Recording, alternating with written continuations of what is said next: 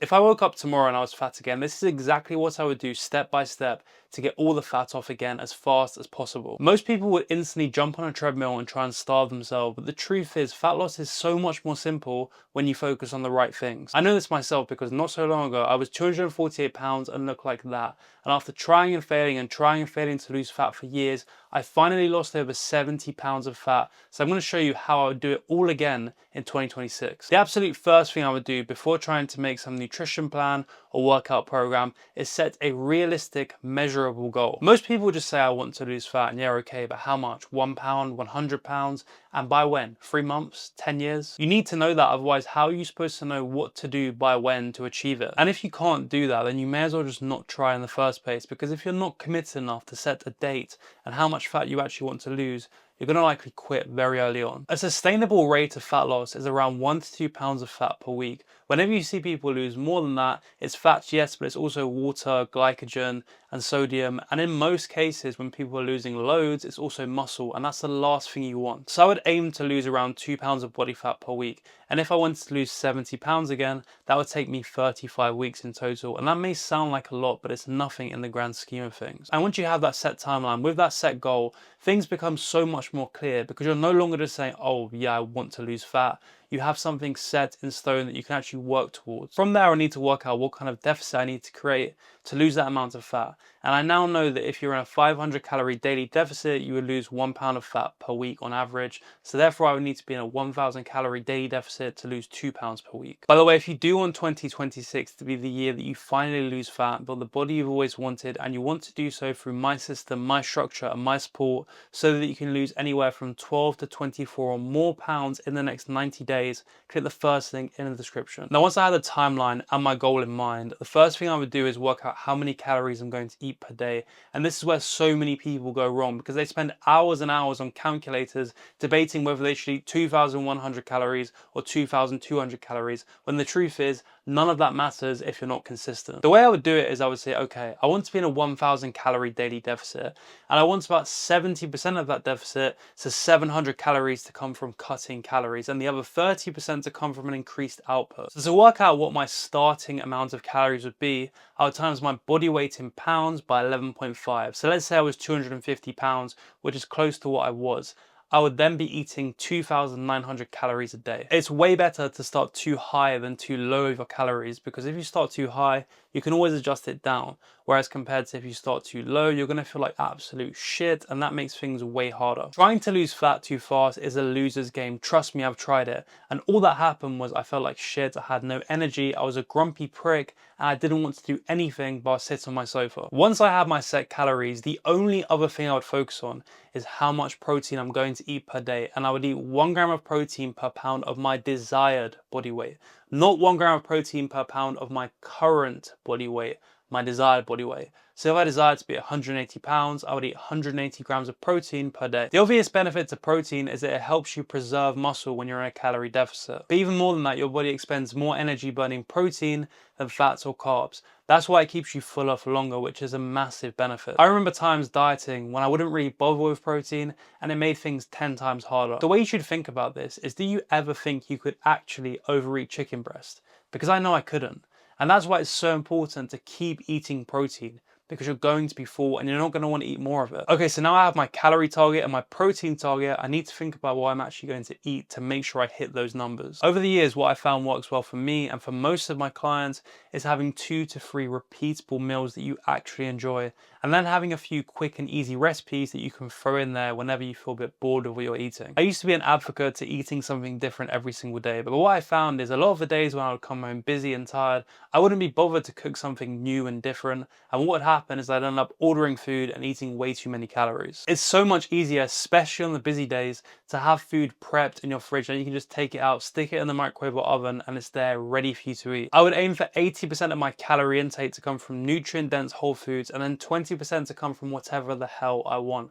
That way there is no restriction, bar on your calories and you can still enjoy food. In terms of what I would actually eat on a day-to-day basis, for breakfast it would be Greek yogurt with some oats, berries and honey, or sourdough and eggs. Then lunch for me would be something really simple like a wrap or a sandwich with as much protein as possible. And then dinner for me would usually be something I've made a big batch of that's in my fridge. So that could be anything from a low-calorie curry to a bolognese made with lean minced beef. On really busy days, I would lean on convenience foods, no pun intended, so like beef jerky, protein bars, low-fat Greek yogurt, and ready meals with decent macros. And that's it. Your diet can be really simple. There's a lot of debate around the best diet and what diet you should eat for fat loss.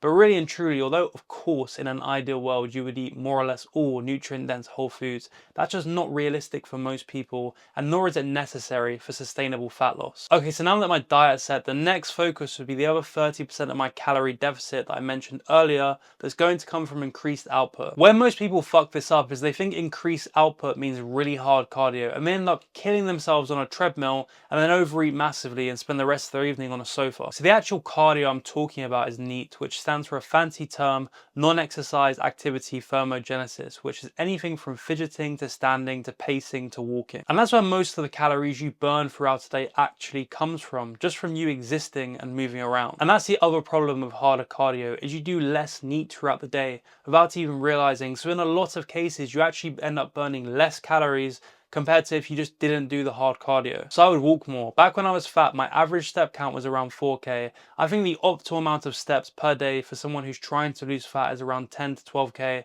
but I wouldn't jump straight up to that. I would work up to it slowly. 10,000 steps a day for most people is going to burn anywhere from 350 to 600 calories, all without the negatives that come with other forms of cardio. And the best part is you can do it every single day, even in a calorie deficit and even when life is busy. Hitting that kind of step count can feel daunting at first, but honestly, it's only around 18 minutes of walking. So what I would do is I would walk past of my commute, I would walk on my lunch break, and I would also do 2 purposeful 20-minute walks per day, likely one in the morning and one in the evening. Now, once I hit that 10K baseline consistently, I would upgrade my steps with a little trick that I'm going to tell you about now. On one of my 20-minute walks a day, I would alternate between 30 seconds of normal walking and 30 seconds of fast speed walking. And from that 20 minutes, you could burn upwards of 150 calories. And just like that, I've made up the other 30% of the calorie deficit that I needed without even stepping on a treadmill. And although I wouldn't be stepping on a treadmill in the gym, what I would be doing in the gym is lifting weights 3 or 4 times a week. Listen, the gym is not where you burn calories. The gym is where you maintain or even build muscle mass.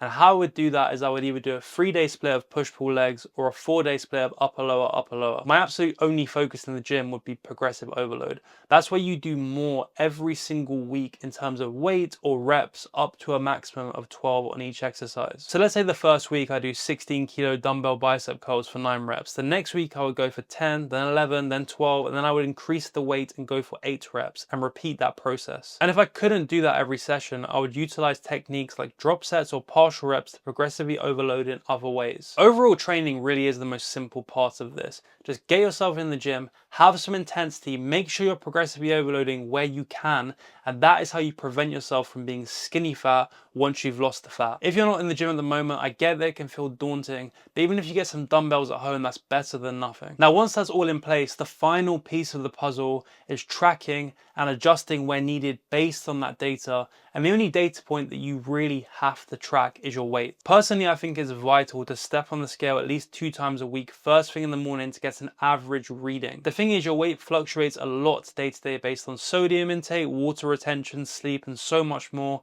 So if you're only weighing yourself once a week, the data can be way off. So once I had my average weight, I would compare it with the week before, and if I was losing fat at the right pace, I wouldn't change a thing. But if I wasn't losing as much weight as I wanted, and that continued for a 2-week period, I would do one of 2 things. I would either drop my daily calorie intake by 100 calories or increase my step count per day by 2K steps, and I would continue that process week on week until I was losing as much fat as I wanted. On top of that, I would take progress pictures every single week in the same place, in the same lighting, at the same time if possible, and you should definitely do this too. Why? Because when you see yourself so often, you can't really tell that you're actually losing fat, even if the scale says so. So you can look back on those pictures in the times where you can't really be asked, in the times where you can't really see that it's working, and you will keep going because you can see how much progress you've actually made visually. Personally, I would also keep track of what I'm lifting in the gym and for how many reps, so I know what I need to do every single session, and that just makes progressive overload a lot easier. And if I followed those 4 steps consistently,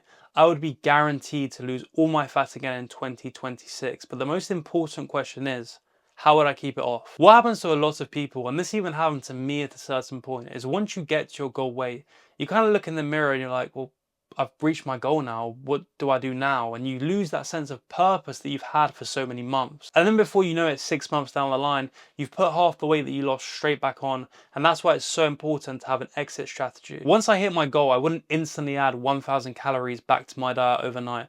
What I would do is I would slowly add 100 to 150 calories a day per week to my diet, and I would weigh myself at the same time.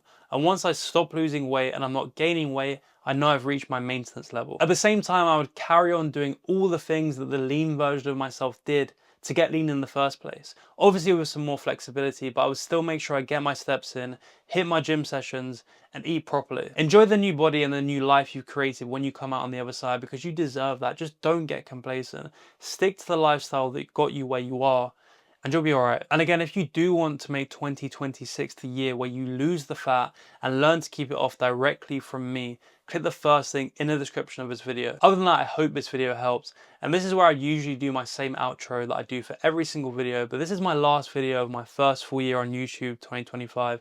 I just want to say a quick thank you to everyone who's watched my videos, who subscribed, and to all of my clients out there. I do really appreciate you. 2025 has been a great year, and 2026 is going to be even better. So I hope you stay tuned. And again, I hope my videos help you. Take care, guys.